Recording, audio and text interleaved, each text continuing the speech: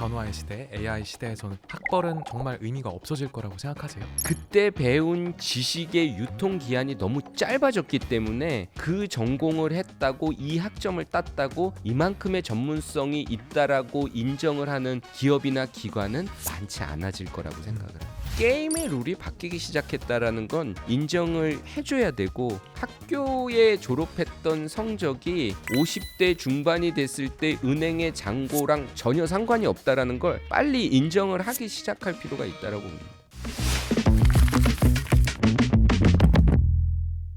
안녕하세요. 당신의 지적 호기심을 사로잡을 샤로잡다의 시즌2 호스트 최성훈입니다. 지금부터 서울대학교 교수님들과 함께 우리 사회가 직면한 중요한 문제들을 파고 들어가 볼 텐데요. 오늘은 직무 분석, 진로 탐색, 그리고 리더십과 코칭 분야에서 깊이 있게 연구를 해오신 첨단융합학부의 이찬 교수님 모셨습니다. 네, 안녕하세요. 첨단융합학부 산업인력개발학 전공의 이찬 교수입니다. 반갑습니다. 네, 반갑습니다. 온라인상에서 좀 유행하는 어떤 밈 같은 것 중에 신입을 안 뽑는데 경력을 어디서 쌓냐, 인턴 채용만 하려고 해도 경력을 요구하는데 그럼 경력이 없는데 왜 인턴을 하냐, 그것이 청년분들이 많이 하게 되는 생각이자 질문인데 정말 신입들은 이 경력을 어디서 쌓아야 될까요?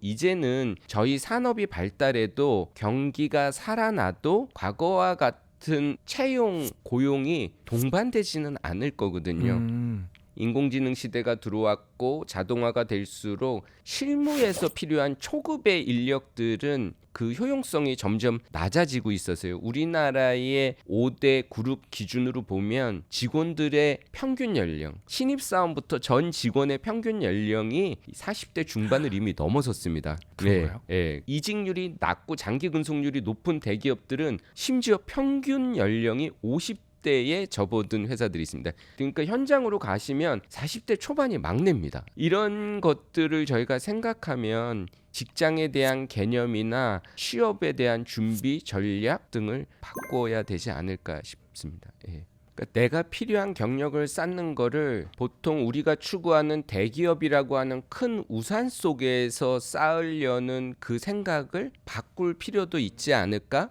왜냐하면 내가 필요한 경험과 경력은 실질적으로 어떤 일을 수행할 수 있는 역량을 쌓기 위한 과정, 시행착오를 겪기 위한 거기 때문에 대기업일수록 실무 경력을 쌓기는 어렵거든요. 조직의 규모가 작을수록 오히려 한 명 한 명이 차지하는 비중이 높기 때문에 인턴이 실제 실무를 쌓을 수 있지, 규모가 큰 대기업에 가면 정말 의미 있고 중요한 일이 인턴까지 올 턱이 없지요. 그러니까 지금은 학교의 이름이나 자격증이나 내가 경험했던 조직의 간판이 아니라 실제 내가 이거를 할 수 있어 없어, 시행착오를 쌓아야 숙련도가 올라가기 때문에 가장 빠른 시간 안에 가장 많이 실패할 수 있는 경험을 찾아가는 게 중요하고, 그거를 응원할 수 있는 커뮤니티라면 동아리가 됐던 창업이 됐던 저는 소속 조직의 이름은 내려놔도 되지 않을까 생각을 합니다. 예. 저희가 증명을 하려고 했던 거는 어딘가에 소속되려고 그랬던 거예요. 큰 우산 속에 들어가려고 나 튼튼한 우산살이 될 수 있어요를 증명하려고 했던 거예요. 우산으로 들어가려고 하지 말고, 지금은 게임의 룰이 바뀌었다는 거는 그런 허들이 오히려 없어진 셈이거든요. 개인으로서의 브랜드도 전체 회사를 대표하는 것 이상으로 훨씬 파워풀해질 수 있기 때문에 내가 나를 입증할 수 있는 데서부터 시작을 하고, 내가 끌리는 것, 내가 집중할 수 있는 것, 내가 몰입할 수 있는 것들을 시작하도록 여러 가지 시도를 소소하게 해보시면 좋을 것 같아요. 소소한 시도에서, 작은 성취에서 출발합시다. 네. 사실 어떤 자기만의 일을 하는 이제 동경 같은 것들이 생기면서 제 기억으로 몇 년 전만 해도 사람들이 퇴사랑 이직, 뭐 창업 이런 것들을 되게 많이 했었던 걸로 기억을 해요.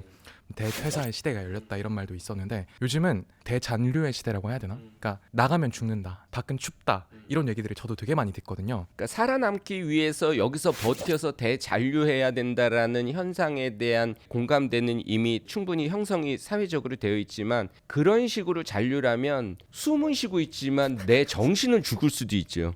잔류를 하든 이직을 하든 입사를 하든 기본 전제 조건은 내가 원하는 일이 뭔지를 알아야 되는데 우리는 대학교 입시라는 대전제 속에서 12년을 초중고를 보냈기 때문에 12년 동안 길들여진 삶이라서 갑자기 네가 원하는 걸 찾아봐. 네 인생을 살아봐. 그러면 저한테 왜 그러세요? 그러죠. 예. 늦었지만 그걸 시도해야 하는 이유는 베이비 부모는 이미 다 은퇴했고 Z세대는 출근하는 목적 자체가 1위가 경제활동은 1위도 아니고 2위도 아니고 3위예요. 그래요? 그분들은 왜 출근을 하냐면 내 자아실현을 위해서 출근을 하는 거예요. 이거는 내 자아실현하고 부합하지 않는 것 같아. 그러면 아무리 어렵게 입사를 해도 퇴사를 하죠. 그렇게 해서 조기 퇴사를 하면 문제시 삼지만 기성세대는 그거는 장기적으로 봤을 때는 그 기업을 위해서도 그렇고 개인을 위해서도 그렇고 바람직한 거예요, 차라리. 근데 여기가 제 자아실현에 안 맞아, 이 회사가. 근데 밖에 너무 춥대. 여기서 버텨야 되는데 대잔류 시대래. 그래서 제가 유도도 안 배웠는데 막 여기서 굳히기로 들어가.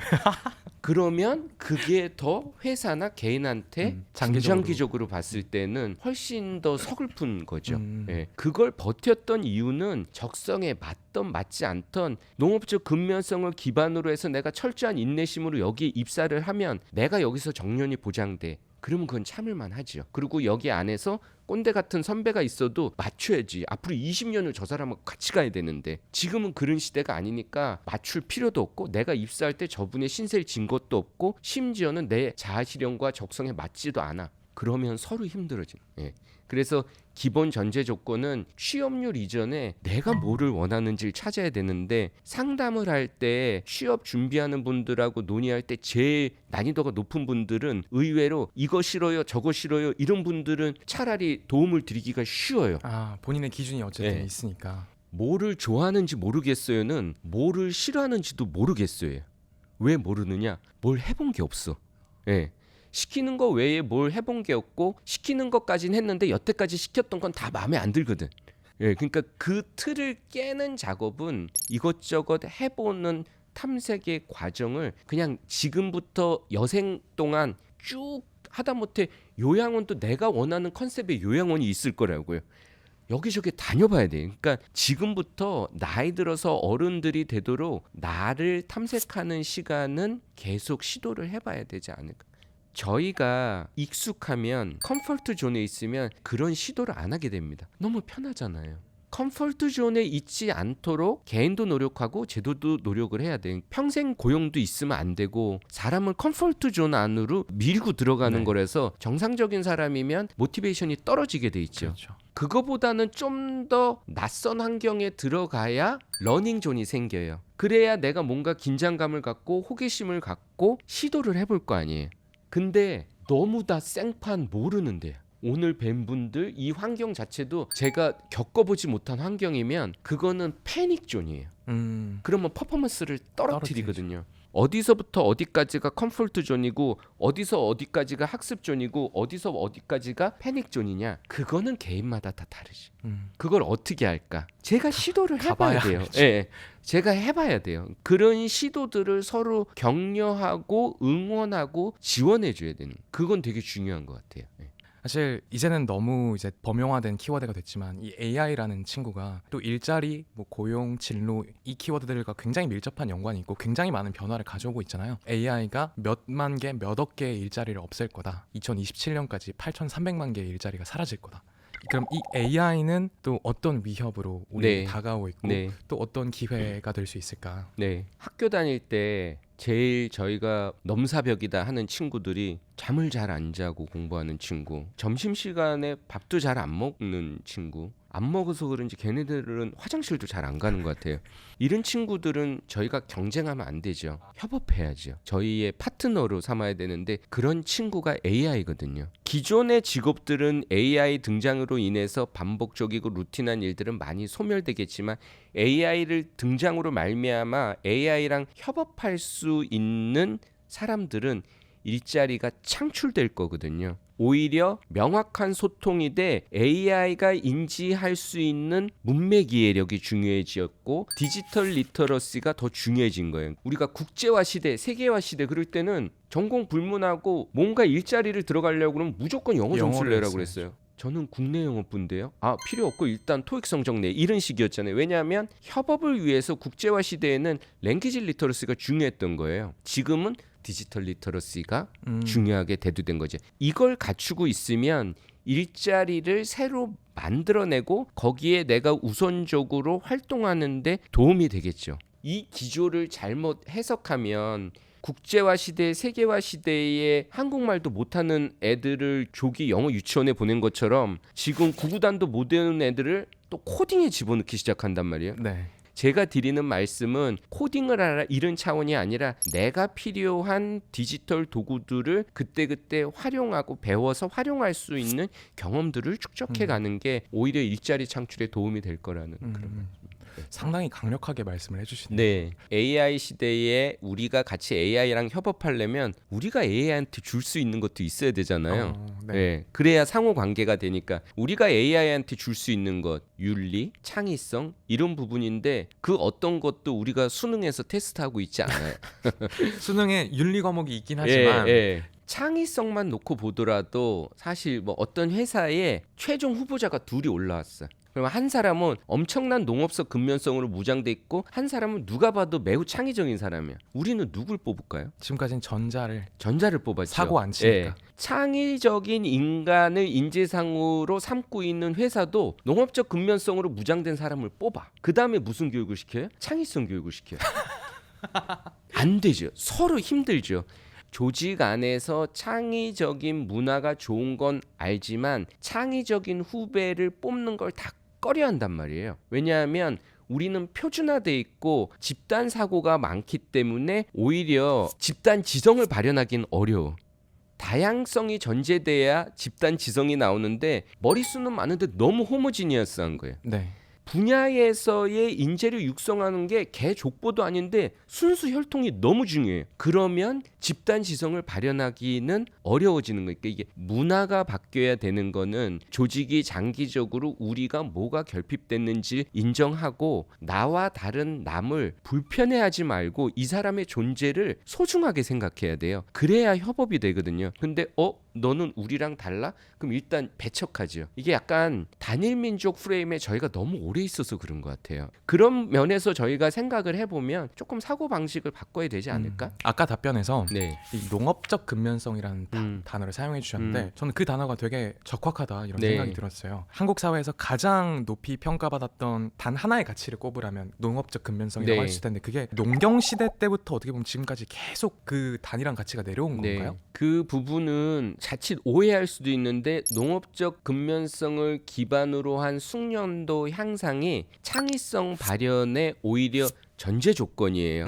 이게 뭐 창의성이 중요하다고 해서 띵까띵까 놀다가 어느 날 갑자기 아이디가 펑 해서 나오는 게 아니라 AI가 루틴하고 반복적인 일을 해주더라도 그걸 코디네이팅하고 기획하고 분석할 수 있고 해석을 할 수 있는 거는 오히려 그 경지를 뛰어넘어온 인간의 창의성이 발현될 때 시너지 효과가 극대화되기 때문에 그 경지까지 가려면 당연히 근면 성실하고 내가 궤도에 오를 때까지는 그 부분이 필요한데 그 잣대만으로는 인간 고유의 역량이 퇴색되기 때문에 저희는 너무 그 비중을 높이 가져가지 않았나. 기존의 기성세대 관점에서 봤을 때는 좋게 말하면 창의적이고 나쁘게 말하면 반항한 기질이 있을 수 있지만 훨씬 더 많이 포용해야 된다라는 거 지금보다는. 초반에도 얘기해 주셨던 게 그러니까 이 12년 동안 공부만 시키고 그 공부만 하고 나서 뭐 네가 하고 싶은 걸 해 이렇게 하니까 막상 지금 대학에 들어와서 내가 뭘 좋아하는지 모르겠어요, 뭘 싫어하는지도 모르겠어요, 이런 학생분들을 많이 만난다고 하셨어요. 네. 그럼 그 진로 탐색의 시기를 언제로 가져가요? 더 앞당겨야 되는 건가? 여기에 대해서는 어떻게 생각하세요? 진로 탐색의 시기를 앞당길수록 좋은데 그거는 지금 우리나라의 대입을 중심으로 한 입시 교육 체제 안에서는 개인이 학생 신분으로 하기가 사실 쉽지가 않은 구조라고 저는 생각을 합니다. 그럼에도 불구하고 그 시기를 앞당기는 게 중요해서 학부모님 교육도 사실 병행을 하고 선생님들 교사 연수에서도 그런 부분들을 조금 더 확산하려고 애를 쓰고 있고요. 저는 내가 원하는 영역이 뭔지를 모르겠으면 하다못해 주말에 어디를 가서라도 예식장, 웨딩, 식당에 가든 뭐라도 일의 세계로 들어가면서 고용관계를 효과를 느껴보는 게 저는 일단 첫걸음이라고 생각해요. 피가 섞이지 않은 사람한테 돈을 받아보는 경험이 필요하다고 생각해요. 그게 진로 경험의 저는 첫 단추라고 생각을 합니다. 근로의 대가로 돈을 받아보는 그 체험 자체가 저는 진로 탐색의 시발점이라고 생각을 합니다. 전 되게 명쾌한 정의인 것 같습니다. 네. 무언가를 제공하고 이제 내가 대가를 받아보는 그 경험을 빨리 할수록 좋다. 네. 또 이제 교수님 답변에서 저는 학부모 교육도 필요하다 이게 네. 되게 와닿았는데 네. 그럼 학부모 교육은 좀 어떤 방향으로 우리가 이루어질 수 있을까요? 학부모님들한테 1차적으로 제가 드리는 말씀 중에 하나는 자녀에 대한 관심을 좀 내려놔라. 본인의 삶을 살고 본인의 삶을 살아가는 모습을 자녀들한테 보여주는 게 가장 슬기롭고 지혜로운 진로 탐색이고 진로 교육 효과라고 저는 이제 말씀을 드리고, 어떤 꿈을 가지셨든지 본인이 못다한 꿈을 자녀한테 대물림하지 마라. 그건 나투두 리스트로 이제 강조드리는 것 중에 하나입니다. 학교는 교사 연수에서 그 고민을 하는 이유는 우리나라 선생님들이 OECD 국가 중에서도 가장 학력이 좋고 우수한 교사 집단이거든요. 근데 또 한편으로는 그렇기 때문에 어쩔 수 없이 갖고 있는 한계가 초등학교 들어가신 이래 중학교, 고등학교, 대학교, 교대나 사범대, 그리고 직장 배치받은 것도 학교를 떠난 적이 없어요. 7살 이후로. 그러니까 그분들이 미래의 직장 생활을, 직업 생활을 할 우리 이 아이들한테 필요로 한 직업관을 심어주는 것은 우수한 교사 그룹이고 훌륭하신 선생님들이지만 그 또한 제한적일 수 있다. 라는 거죠. 그거를 상호 보완적으로 할 수 있도록 저희가 학교 때부터 시스템적으로 다양한 채널로부터 리소스가 학생들에게 들어갈 수 있게 도와줘야 될 것 같습니다. 어쨌든 저도 부모님한테 그런 얘기를 많이 들었거든요. 졸업장은 따라. 네.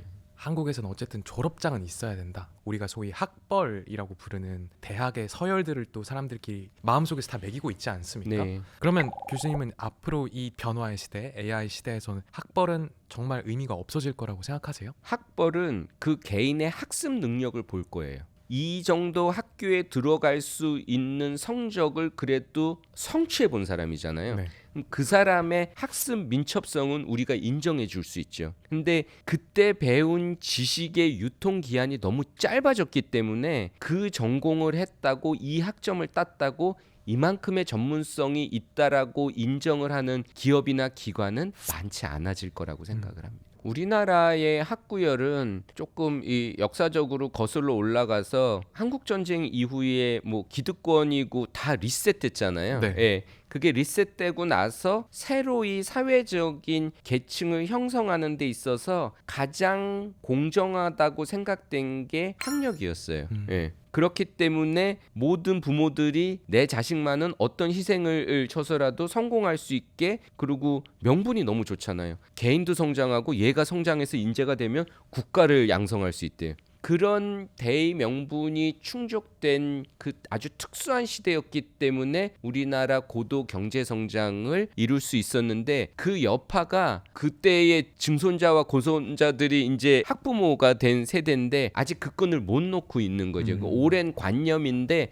게임의 룰이 바뀌기 시작했다라는 건 인정을 해줘야 되고, 학교에 졸업했던 성적이 50대 중반이 됐을 때 은행의 잔고랑 전혀 상관이 없다라는 걸 빨리 인정을 하기 시작할 필요가 있다라고 봅니다. 그럼 교수님께서 말씀하신 것처럼 이 대학의 역할도 앞으로는 점점 더 바뀌고 대학이 학생들에게 제공해 주는 것도 변화해야 될 것 같은데, 지금까지는 우리가 학점, 졸업장 이런 것들에 중점을 뒀다면 앞으로 대학은 이 학생들에게, 미래 세대에게 어떤 걸 제공해 줘야 될까요? 대학이, 그리고 기성세대가 선배들이 해줄 수 있는 역할은 컨텐츠를 자꾸 넣어주려고 하지 말고, 그거는 인공지능하고 협업을 통해서 얼마든지 자기주도적인 학습이 가능하니까 기회와 인연을 창출해 주는 게 선배와 조직과 기성세대의 몫이라고 생각이 들고, 그게 학교의 역할이라고 생각이 듭니다. 그렇게 보면 수업 시간 안에 강의실에서 교과를 듣는 것도 중요한데, 그거 못지않게 비교과 활동들의 중요성이 점점 더 커질 거라고 생각됩니다.